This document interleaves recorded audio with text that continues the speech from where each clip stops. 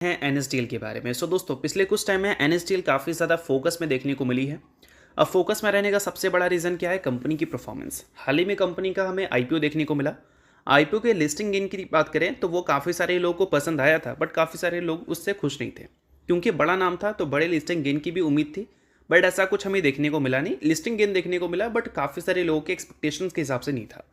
But जहाँ पर company list हुई थी वहाँ से अगर देखोगे करंट मार्केट तक, तो एनएसडीएल की परफॉर्मेंस काफ़ी अच्छी देखने को मिली। लास्ट ट्रेडिंग डे भी 15% के आसपास की तेज़ी देखने को मिला।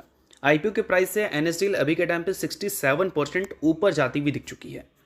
अब ऐसा चीज़ जो हमें एनएसडीएल में देखने को मिला है, इससे काफ़ी सारे लोग शॉक हो चुके हैं। बट ये चीज़ कहीं ना कहीं उम्मीद भी किया गया था कि एनएसडीएल जिस प्राइस पे लिस्ट हो रही है वो अगर पीयर कंपैरिजन कर देखें तो एनएसडीएल को अंडर वैल्यूड दिखाता है। अब देखो, इस कंपनी के पीयर कंपैरिजन को लेकर लगातार बातें हमें सुनने को मिल रही थी। जब पीयर कंपैरिजन की बात हमें सुनने को मिलता है तो एक ही कंपनी से कंपैरिजन करना होता है और वो है सीडीएसएल। अब देखो, सीडीएसएल का जो बिजनेस है और एनएसडीएल का बिजनेस है, अगर एग्जैक्ट कंपैरिजन करोगे तो मैच नहीं करेगा। सिर्फ एक बिजनेस मैच करेगा और वो है डिपॉजिटरी का। बाकी कोई बिजनेस आपको मैच करता हुआ देखने को नहीं मिलेगा क्योंकि एनएसडीएल बैंकिंग सर्विसेज भी देती है।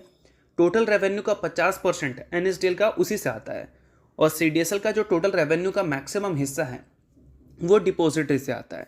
तो पूरा कंपैरिजन हमें नहीं करना है।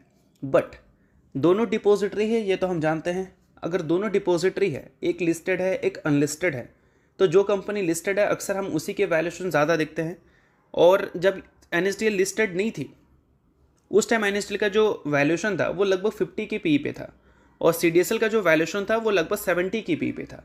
बट एनएसडीएल का जो आईपीओ की न्यूज़ हमें सुनने को मिली उसके बाद सीडीएसएल में एक करेक्शन हमें देखने को मिला और अभी के टाइम पे उसका जो वैल्यूएशन है वो 66 की पी पे आ चुका है। और एनएसडीएल का जो वैल्यूएशन है पिछले कुछ दिन में जो बड़ी तेज़ी देखने को मिली है उससे 79 के पी तक जा चुका है।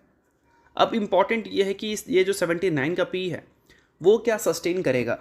अगर वो सस्टेन करेगा तो ही बोल सकते हैं कि ये जो तेज़ी है वो इन्वेस्टर्स को पसंद आएगी। बाकी अगर वैल्यूएशन को सस्टेन करना है तो कुछ चीज़ें अच्छी भी दिखानी होंगी, जो क्या है कंपनी के अपकमिंग रिजल्ट।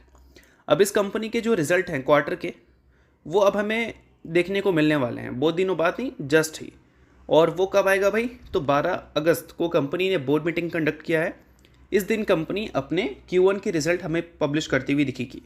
अगर result year on year basis पे Q1 बेसिस पे अच्छे रहते हैं जो कि 79 के पी को जस्टिफाई करते हैं, तो फिर ये 67% की जो तेज़ी है वो कहीं ना कहीं जस्टिफाई हो सकता है। बट अगर ये चीज़ें नहीं हुई तो इन्वेस्टर्स को एक मौका मिल सकता है प्रॉफिट की बुकिंग करने का। मैं आपको कोई रिकमेंडेशन नहीं दे रहा हूँ या कोई गारंटी नहीं दे रहा हूँ।